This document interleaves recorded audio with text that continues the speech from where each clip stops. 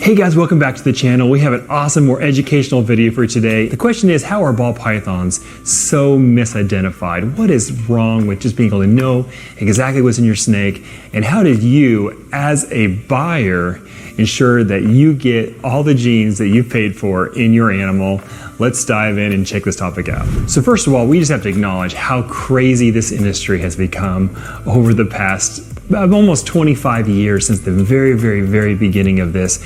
And what started out as very simple. When I first got in, there was probably 5 or 6 genes total and no combos really to think about. And since then, it has grown exponentially. Now we have over 100 different base mutations, and then we have thousands and thousands of combinations all over the place as far as looks and patterns and colors. On World of Ball Pythons right now, there's about 7,000 different combinations listed. So it's absolutely insane. There's so many variations. So the question is, why can't one person be able to figure it all out? And that really is the answer. Ball pythons are so complex that any individual breeder pretty much only knows what they've seen and experienced in this industry. So there's just so much to learn and so much to know and so many variations that unless you're really an expert on a certain project, it's likely that you have a lot to learn still and can make mistakes. To relate it to my own experience, for the past 20 years I've been working with ball pythons, I have been an absolute ball python addict.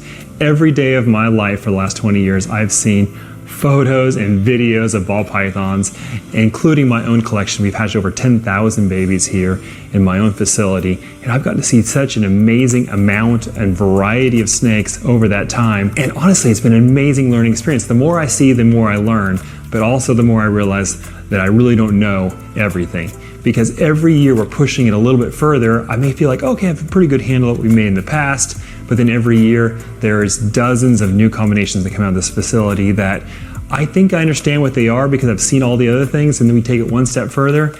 But sometimes we don't just take it one step further. Sometimes we take it 2 or 3 steps along the way. A great example of that is in my own Pompeii project. The Pompeii hatched out of a really crazy clutch, and I've hit incredible odds. It absolutely changed my perception on what was possible from the clown project, and it really took the internet by storm. Everybody was guessing what was in it, and then we spent almost 2 full years actually proving it out. And so we did a whole reveal video for you guys when we found out that it actually did have black pastel spot nose, yellow belly, and red stripe in a clown. So it was a quad, incomplete dominant plus recessive. We found that out, but we really didn't know until that time. If that animal had been sold, or if we'd sold other animals from that project in that time, it was really just a guess, and it could have been wrong just as well as it could have been right. We found out.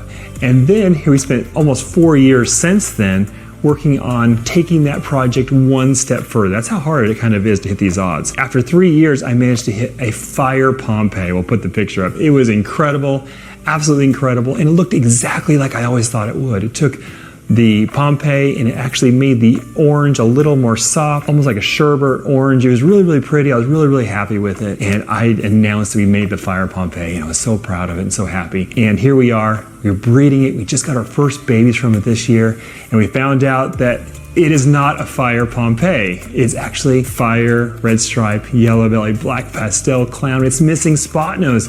But to look at it, I would never guess. Even now I look at it like there's no way it's missing spot nose. But we didn't know until we bred it. And so the reality is that we're always just trying to learn these things. We see so many different combinations in a certain vein. We think we understand what's going on.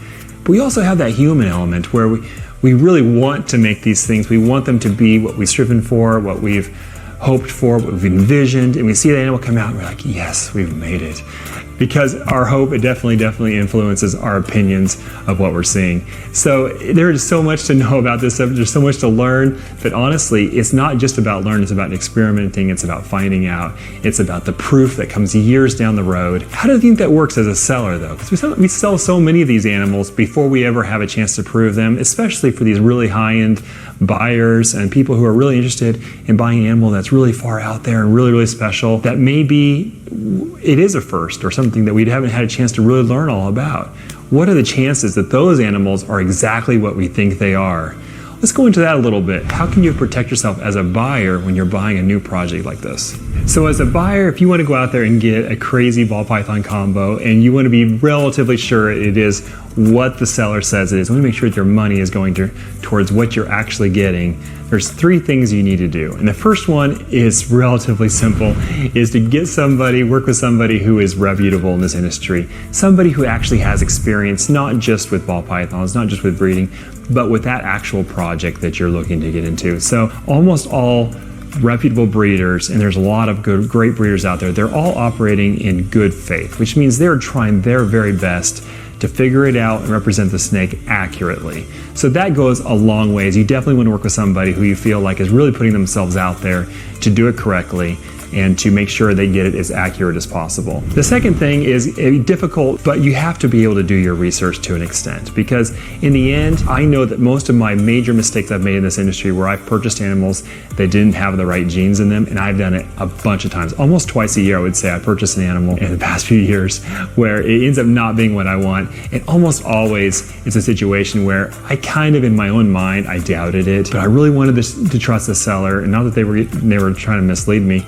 but there were just mistakes were made, and you really have to be convinced in your own mind. So do a little bit of research, learn what some of those variables look like, and if you have a really good, awesome, conscientious seller, he or she will share with you some of those variations, and so you can actually learn a little bit along the way, and it's actually going to help you when you hatch babies later. The last thing is just learn that there's so many unknowns, and that means you're going to have to just honestly be very gracious and patient with the seller, and you have to be very gracious and patient with yourself and your collection, because this is going to go on a wonderful, crazy journey of learning to manage your expectations, because you're going to go into seasons of breeding these amazing animals, hatching these amazing combos, and if you hatch something new that hasn't really been seen from the animals you bought, then you're going to be on a whole nother level of trying to figure out, well, was my male what I thought it was? Was my female what I thought it was? And then what are these babies? Are these babies even more stuff? If you don't even know how to identify the things that you're making very, very well, then you're not going to really know what was in your parents, and it gets very complicated. So welcome to the world of ball pythons. Welcome to the world that many of us breeders live in, and that is that world of uncertainty. We wish it could be really, really black and white, really, really easy. We wish you could just send off for genetic tests of all these snakes, and maybe someday that'll actually happen. But until then, we are on this amazing and aggravating and interesting journey of all these genes and trying to figure them out with our own eyes and our own brains. So hope you join me on that journey in the future. Be sure to join us on Friday for an awesome new vlog.